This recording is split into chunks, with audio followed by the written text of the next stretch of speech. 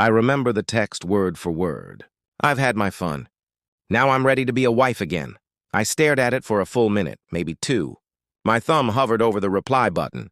I didn't answer. Not because I didn't have words, but because I had too many. And sometimes silence hits harder than truth. She left a year ago. No warning, no fight, no tearful goodbye. Just a note on the kitchen counter that said she needed space to find herself. I gave her that space. A whole year of it. And she filled it, from what I gathered, with men who made her feel alive. I didn't chase her. I didn't beg. I didn't rage. I just disappeared too, except I didn't really. Back when things were good, she used to say I was predictable, that I needed everything in order. Maybe she thought that made me boring, but that's the thing about people like me. We don't break loudly. We rebuild quietly. While she was off living her truth, I started mine. I began by changing the locks, then the accounts, then the name on the house deed. Her name vanished. One-line item at a time. And when the divorce papers were ready, I didn't send them. Not yet. I wanted her to feel safe, even entitled, because people like her only fall when they think they can't. I didn't need to snoop. Her digital trail did the talking. Tagged photos, comments, hotel check-ins. The man's name was Ethan, a real estate agent. Lived in the same city she once called too small for her dreams. I watched from a distance. 6 months. That's how long it took for him to get bored. When she realized it, she started reaching out. Little things at first, old songs sent over text, just checking in messages, subtle reminders of what we used to be. I left them all on read. By the 9th month, she was desperate enough to call my mother. Said she wanted to come home. That's when I decided it was time. I had met someone too, Clara. No games, no riddles, no lies. Just a woman who valued silence the way I did. When I told her the story, she didn't ask if I still loved my wife. She just said, then let her see what she threw away. That's when the plan began.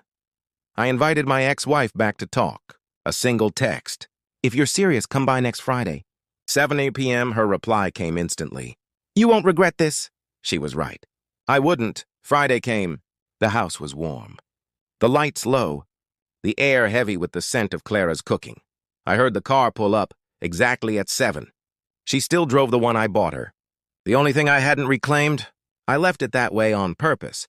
When she knocked, I didn't go to the door. I let Clara answer. The silence that followed was surgical. A few seconds of disbelief. A flicker of confusion. Then the color drained from her face. Can I help you? Clara's voice was calm, soft, even. My ex's lips trembled. I think I have the wrong house. Clara smiled faintly. No, you don't. Then I stepped out from the hallway, adjusting my cufflinks, like I'd been waiting for her. Evening, I said. Her eyes darted between us. What is this, Daniel? This, I said, is what finding yourself looks like. She tried to recover. To twist it, so this is your revenge? You replaced me? I walked closer, slow, deliberate. No, I said. I rebuilt what you abandoned. You just happened to show up. At the unveiling, her gaze hardened. You can't just erase me like that? I almost laughed. Erase you. No, you're a lesson. Carved in permanent ink. Every document, every account, every reminder. I made sure your name was exactly where it belonged. In the past, she tried to walk past me into the living room. Clara blocked her. Calm, firm. You need to leave, Clara said. For a moment, my ex looked small. Lost. The confident woman who once walked out like she owned her choices, now stood trembling at the doorway of the home she no longer had a key to. You'll regret this, she whispered. I leaned in close, just enough for her to hear me breathe. I already did once. Then I shut the door. The next morning, she tried again.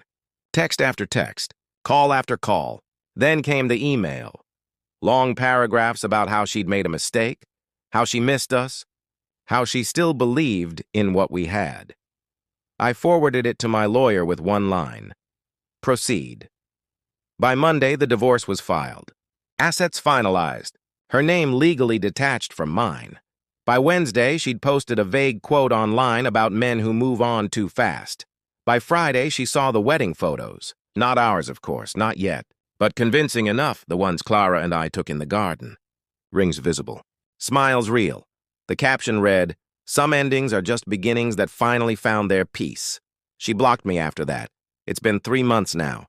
Every so often, I catch myself staring at the door she once walked through, half expecting to see her shadow there again.